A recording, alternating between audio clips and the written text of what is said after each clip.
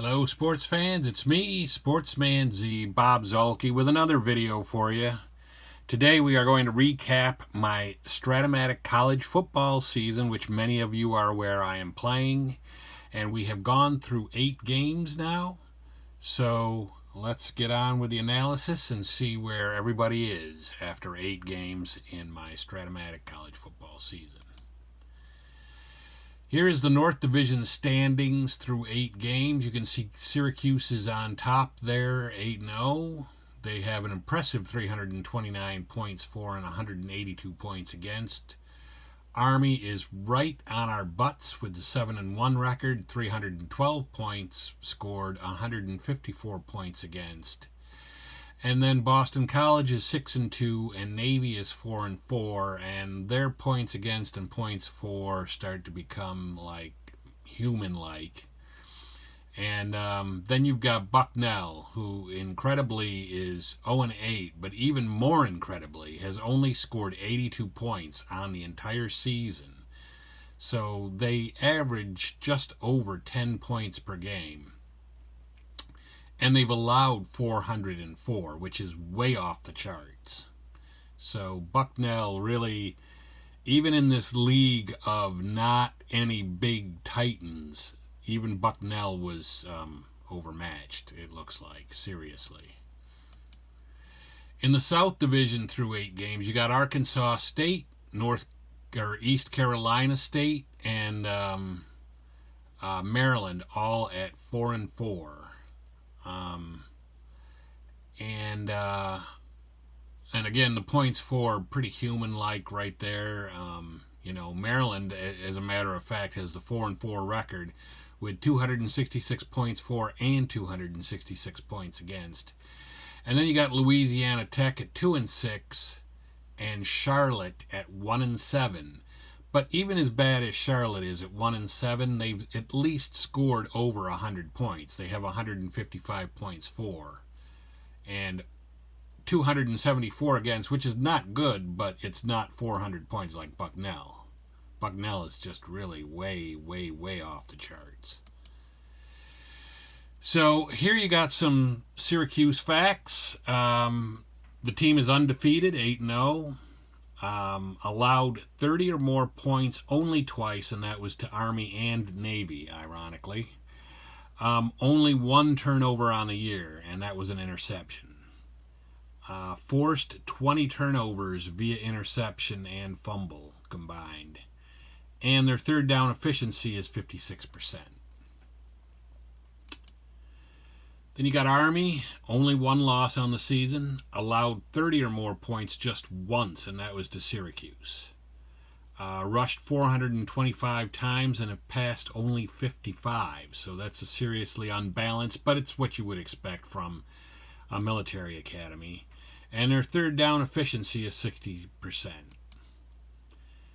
Then you got Boston College at 6-2. They've scored 40 or more points 4 times, and their third down efficiency is 49%. So they're starting to slip away. Boston College probably can't afford another loss on the season with the way Syracuse and Army are playing. Then you got Navy. Navy's 4-4. They've allowed 30 or more points 3 times and only lost 1 of those games, and that was to us, Syracuse. They've rushed the ball 407 times and passed it 67. Again, typical military academy ratio of rushing to passing. And their third down efficiency is 54%. And then we got Bucknell. Winless on the year. Have allowed almost 5 times more points than they've scored. Third down efficiency is only 36%, and they've turned the ball over to the opponent 24 times. In the South, you got Arkansas State. Arkansas State is one of 3 teams tied with a 4-4 record at the top of the division. 3 of their 4 losses have been by 4 points or less. Their third down efficiency is at 57% currently. They have a balanced attack with 248 rushes and 263 passes, and they're 2-0 in their division. And I point this out. I point out the division record for the South. because it's far more important for the teams in the South, because the whole South pretty much is packed all together with, the top 3 teams have the same record. Not really like that over in the North. In the North, it's really the Syracuse Orange Men, the Army Military Academy at West Point, and Boston College on the outside and trying to get back in. So their division records are less important over there than they are here in the South. Then you got East Carolina University. They're also one of 3 teams tied for first in the division at 4-4. They've won 4 of their last 5 games, so they're where they are pretty much because they've been winning lately. They're 1-1 in the division so far, and their third down efficiency is 52%. Maryland is one of 3 teams tied at the top of the division at 4-4. The last game was a big win over Boston College, 42-35. Their third down efficiency is only 44%, and they have a 2-1 record in the division. Louisiana Tech is 2-6 after 8 games, and they started the season 0-4, got off to a very bad start, and that has probably doomed them, even in this pretty tight division. I mean, they're only 2 games out, but 2 games out, you have to climb back into that with only 4 games left. That's going to be very difficult to do. And their third down efficiency is a dismal 40%. And then you got Charlotte, and they are 1-7. The record is the second worst overall, better than only Bucknell. And their third down efficiency is an unreal 37%. And they're currently on a 7-game losing streak after beating Bucknell to open the season. So that was probably the battle for last place right there, and it was the very first game of the season. So in the Heisman race right now, guys are starting to fall off of the Heisman race, which will happen as the games go on. For Syracuse, you got Eric Dungy, who has completed 130 of 197 passes for 1,773 yards, 22 touchdowns, 1 interception, and he's rushed 61 times for 348 yards and 4 touchdowns. Then you got Mo Neal of Syracuse, who's rushed 84 times for 601 yards, 6 touchdowns, and has 16 receptions for 132 yards and 1 touchdown. Then you got Kelvin Hopkins Jr., the quarterback for Army. He's 22 of 45 passing for only 366 yards and 3 touchdowns and 1 interception. But he has rushed 111 times for 926 yards and 12 touchdowns. On Army also you have Darnell Woolfolk, the running back, 118 rushes for 983 yards and 10 touchdowns. And then you have Anthony Brown, the quarterback for BC, who has completed 116 of 177 passes for 1,716 yards and 19 touchdowns against 6 interceptions. Unless he has a really, really great next game, he'll probably drop off this list because the 1,716 yards isn't even what Dungy already has.